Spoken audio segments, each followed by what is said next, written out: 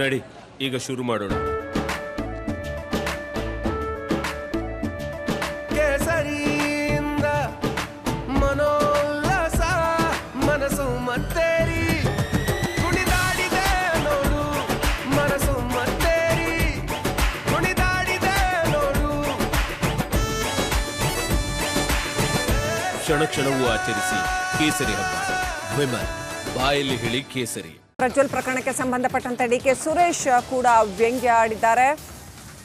ಪ್ರಜ್ವಲ್ ಅಮಾನತಿನ ವಿಚಾರಕ್ಕೆ ಡಿಕೆ ಸುರೇಶ್ ವ್ಯಂಗ್ಯದ ಚಾಟಿ ಬೀಸಿದ್ದಾರೆ. ಜೆಡಿಎಸ್ ದೇವೇಗೌಡರ ಕುಟುಂಬದ ಆಸ್ತಿ ಯಾವಾಗ ಬೇಕಾದರೂ ತೆಗೆದುಕೊಳ್ತಾರೆ ಅಂತ, ಅಂದರೆ ವಾಪಸ್ ತಗೊಳ್ತಾರೆ ಅನ್ನೋ ವಿಚಾರಕ್ಕೆ ಬೇಕಾದಾಗ ಪಾರ್ಟಿಯಿಂದ ಬಿಡ್ತಾರೆ, ಯಾವಾಗ ಬೇಕಾದರೂ ತೆಗೆದುಕೊಳ್ತಾರೆ. ಜೆಡಿಎಸ್ ದೇವೇಗೌಡರ ಕುಟುಂಬದ ಆಸ್ತಿ ಅಂತ ಡಿಕೆ ಸುರೇಶ್ ಕುಟುಕಿದ್ದಾರೆ.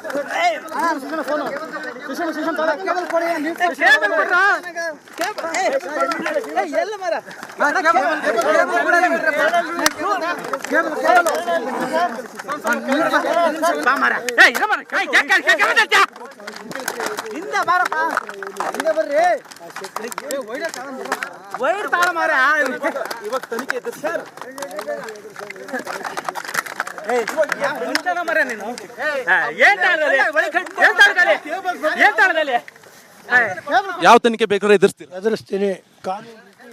ಆರೋಪ ಬಂದೆಲ್ಲ ಸುಳ್ಳಾಗುತ್ತೆ, ಇದೆಲ್ಲ ಸುಳ್ಳಿನ ಆರೋಪ ಎಲ್ಲ. ಅದ್ರ ಬಗ್ಗೆ ಇವತ್ತೇನು ಮಾತಾಡಲ್ಲ ನಾನು. ಅದೇನಿದ್ರು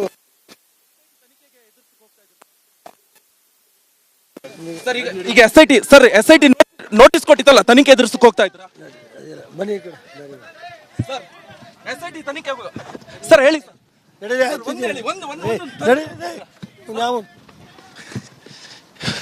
ಎಸ್, ಇದು ಇವಾಗ ರೇವಣ್ಣ ಹೊರಟಿರುವಂಥದ್ದು ತನಿಖೆಗೋಸ್ಕರ. ಈಗ ಇಷ್ಟೋ ಬೆಳಿಗ್ಗೆಯಿಂದ ಹೋಮ ಹವನದಲ್ಲಿ ಬ್ಯುಸಿ ಆಗಿರುವಂಥ ರೇವಣ್ಣ ಅವರು ಬೆಳಗ್ಗೆಯಿಂದ ಮನೆ ಒಳಗಡೆ ಹೋಮವನ್ನು ನಡೆಸ್ತಾ ಇದ್ದಾರೆ. ರಿಪಬ್ಲಿಕ್ ಕನ್ನಡದ ಎಕ್ಸ್ಕ್ಲೂಸಿವ್ ಹೇಳಿಕೆಯನ್ನು ಕೊಟ್ಟಿದ್ದಾರೆ. ಯಾವುದೇ ತನಿಖೆ ಬೇಕಾದ್ರೆ ಬರಲಿ, ಅದನ್ನು ನಾವು ಎದುರಿಸ್ತೀವಿ. ಯಾವ ತನಿಖೆಗೂ ಕೂಡ ಭಯ ಇಲ್ಲ.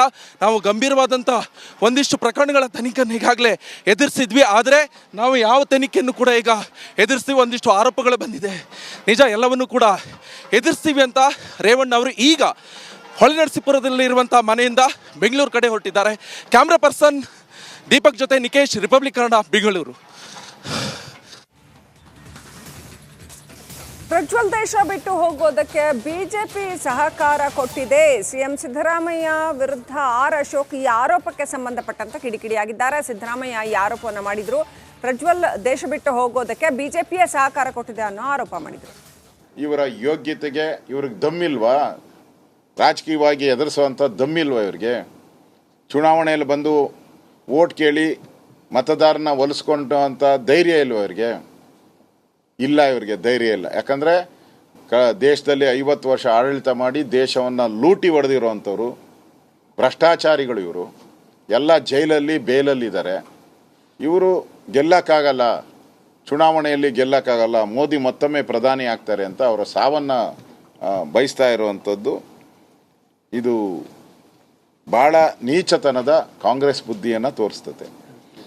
ಕಾಂಗ್ರೆಸ್ ಅವರು ನಾಳೆ ಇದು ಅವರ ವೈಯಕ್ತಿಕ ಅಂತ ಹೇಳಿದ್ರೆ ಅವನ್ನ ಇಮಿಡಿಯೇಟಾಗಿ ಸಸ್ಪೆಂಡ್ ಮಾಡಿ.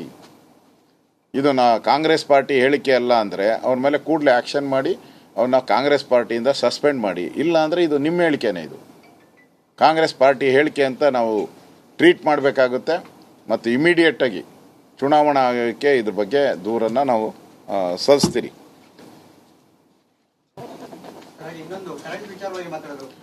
ಜಾಗ್ತೀನಿ, ನೀವು ಬಿಡಿ, ಅಧಿಕಾರದಿಂದ ಇಳೀರಿ. ನೀವು 24 ಗಂಟೆಯಲ್ಲಿ ಅವನ್ನ ನಾವು ಕಸ್ಟಡಿಗೆ ತಗೊಂತೀರಿ.